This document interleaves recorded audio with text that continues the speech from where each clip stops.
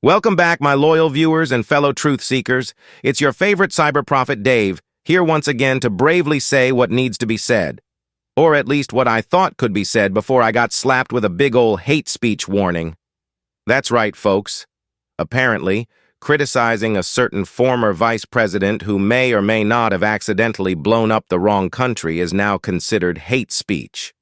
Yes, because we all know the real victims of society are the powerful political elites who accidentally start wars and walk away with millions. I mean, nothing says oppressed minority like a guy with an oil fortune, defense contracts, and a Halliburton loyalty card. Poor Dick Cheney, folks.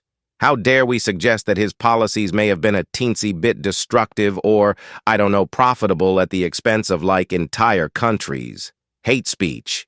How dare I criticize his stellar track record of confusing Iraq with Afghanistan. Oops!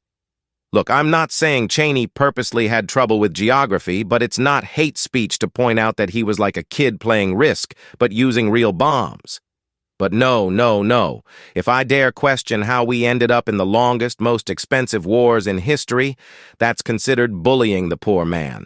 Because you know, when you criticize powerful leaders who, just by accident, blow up the wrong country, cause thousands of deaths, and profit massively from it, you're clearly spreading hate, right? That's the issue here. Not the fact that he made more money off war contracts than most of us will ever see in our lifetimes. No, the real problem is that I, Cyber Prophet Dave, dared to mention that maybe, just maybe, this was more than a little morally questionable. Let's see. When did profiting off chaos become untouchable? Oh wait, here it is, right in the Elite Politician's Guide to Free Speech. You can criticize anyone, except the ones who pull the strings and have an entire defense industry in their pocket. Those guys, untouchable. And you know, it's kind of cute, really. We live in a world where people who literally order drone strikes while eating a sandwich are somehow shielded from mean words. I mean, come on. Cheney probably had a button for launching missiles and checking his Halliburton stocks on the same remote. But no, don't you dare say that out loud. That's hate speech. So let's get this straight. Blowing up countries, not hate speech. Profiting off those blown up countries, also not hate speech. But me, Dave, just trying to keep it real and point out that maybe, just maybe, there's something a little off about all that. Boom. Labeled as hateful.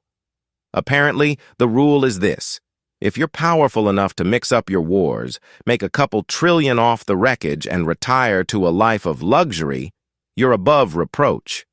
But if I point out that maybe Dick Cheney's version of helping democracy looks a lot like helping his bank account, suddenly I'm the bad guy? Poor Cheney. He's probably sitting there right now on his solid gold couch, shedding a single tear because I said he liked war a little too much. I bet he's thinking, oh no, people are finally catching on. If only I'd stuck to just oil and not meddled in global politics. But hey, we can't criticize those who profit off endless conflict, right? That's mean. It's bullying. Apparently, holding powerful leaders accountable is the new hate speech. But you know what? I'll wear that label with pride because if criticizing a guy who made billions while turning the Middle East into a parking lot is hate speech, then I guess I'm guilty. Here's to free speech, accountability, and calling out the nonsense where we see it. Hate speech? Nah, it's just the truth wrapped in sarcasm.